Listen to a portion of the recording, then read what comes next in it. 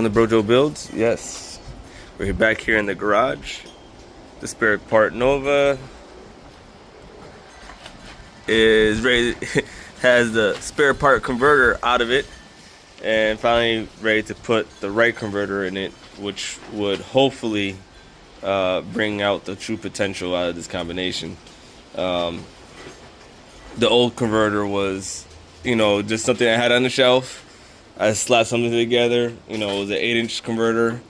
I had it in the Chevette at one point. That was while I was spraying nitrous, and it worked in that car a little bit better than it worked in this car.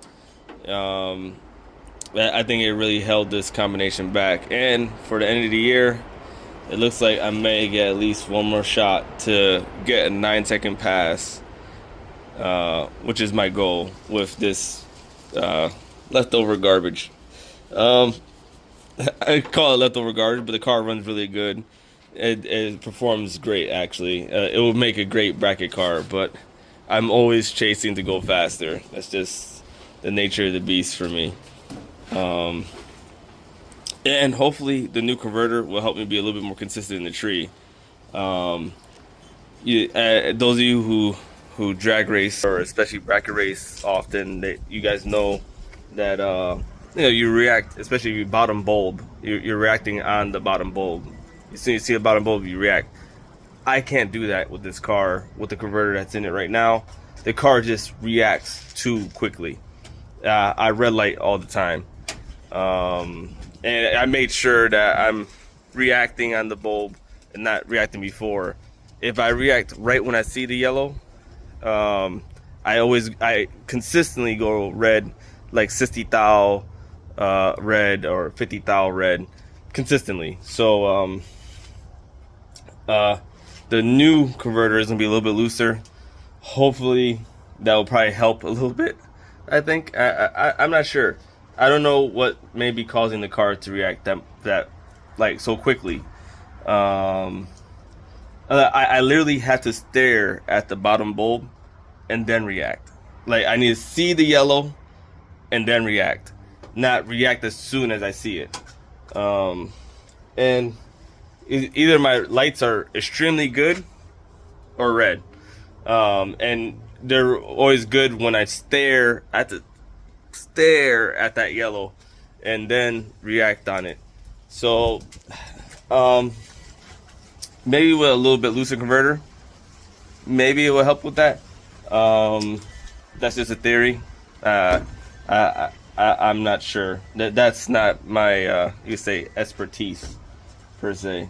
But the converter is showing up today, so I decided to pull the transmission out, pull the converter out of it. The fluid looks nice in the proper color, and I'm gonna drain all the fluid out of it, just whatever comes out of the converter and whatever comes out the transmission. So today, the hard part for me today was already done. I pulled the transmission back, took 30-40 minutes, just lollygagging, listen to a podcast and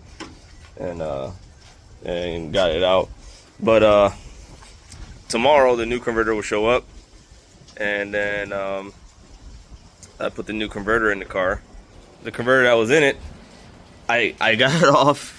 I bought it secondhand, like everything else I do. So it's a 8-inch converter. It's stalled behind this motor. It's stalled 52 to 55. Every once in a while I get a little quick blip of 56, and when I did the 1-2 shift, it would normally pull it down to like 54. So it would be a 2200 RPM drop from 7500. From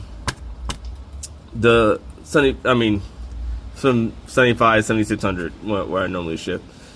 The new converter is supposed to be around 6800. So I'm gonna shift, and the RPM should only drop less than 1000 RPMs, and should definitely make a difference on the front half and the back half of the track.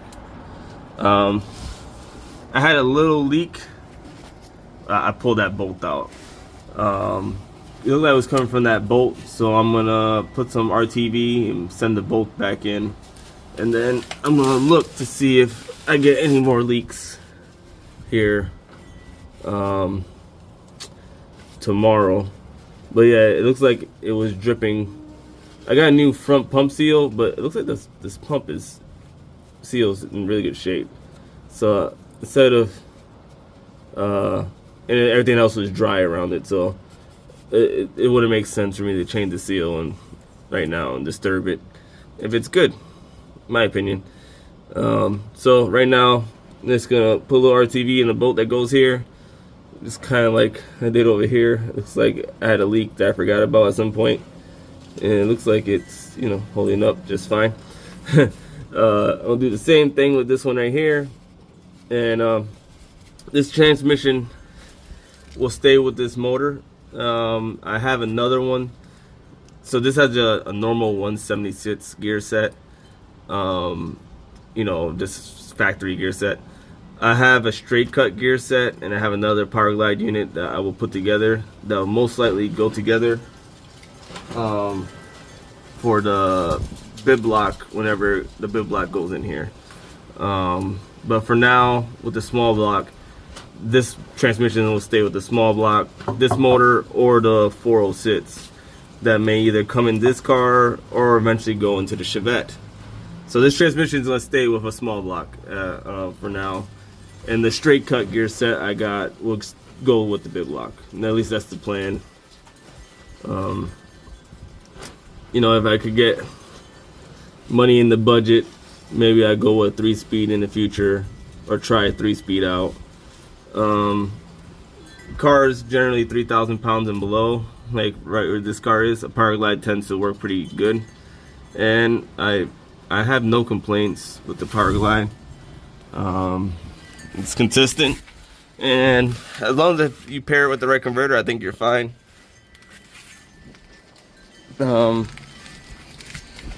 yeah, the converter I had was too tight, and it definitely you know, the car just didn't want to leave.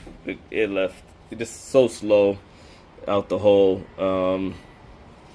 The best 60 footer was what, a 146, and it did it twice. That's back with the motor all freshened up since we re-ringed it last time, and I could see and I could almost feel like the car is making more power, but I'm looking at my tach at the end of the stripe, and it's pushing more RPM, so it's like it's blowing it through the converter. So I think it's just too tight of a converter. The 1-2 shift loads the converter up funny, and it just stays, it's like it stays slipping, and never catches up. Even though the RPMs are going up, it's just not catching up fast enough. I think with the right converter in it, it's gonna change how this car leaves, and then how it runs out the back. So if I do run 9s, as you guys know, it only has an 8-point roll bar. I need to put a real cage in the car. That would be the winter project. You know, convert the cage to a 10-point, and then get the 850 cert. And also I have a 9-inch that would go in it, because another thing that scares me is that this has an 8.5 in the back, which is fine. I've raced 8.5s for a long time, but this one has at the market 28 spline axles, and yeah, that's like 11-second axles, you could say, or maybe mid-10s at best axles. You know, pushing as fast as I'm trying to go. I'm pushing my luck, you know. So I already have a 9-inch. I have a center section. I just need axles for it. I need axles, and I have race style disc brakes that I got off. I won an eBay bid for fairly cheap. They're lightweight, drag 2-piston caliper brakes for the front, and I wanted to get something to match in the back. So before I put them on, so doing that, I'll take some weight off. So in my head math, if I do that, I'll pretty much take any weight I'll add for the extra pipes in the cage and the 9-inch. the 9-inch is gonna weigh a little heavier than 8.5, but you know, offset the brakes, lighter brakes. You know, maybe I could compromise, but but I'll stitch the video, and tomorrow will be I think my father's gonna come over and help me, and we'll be sliding the converter back in it. So what I expected to be just a routine, you know, converter change. You see I'm pulling the pump out. Unfortunately, when I went to check all the bolts, one of them was stripped, and that may have been where my leak was coming from. So I'll slide the pump out, and I will have to helicoil this one right down here. And this one was fine. The one that was actually leaking was fine, but I have a suspicion that it was leaking because this one wasn't doing its job, and you know, being that this is the lowest bolt, you know, all the forces on that one, and the trans brake, you know, really be pushing on the pump. So yeah, I'm gonna fit it properly, do it once, and then hopefully don't have to do this again. So let me get the pump out of here. I need both my hands, so thought I'd just show what's going on. Things don't always go to plan with me here, so nothing I'm not used to.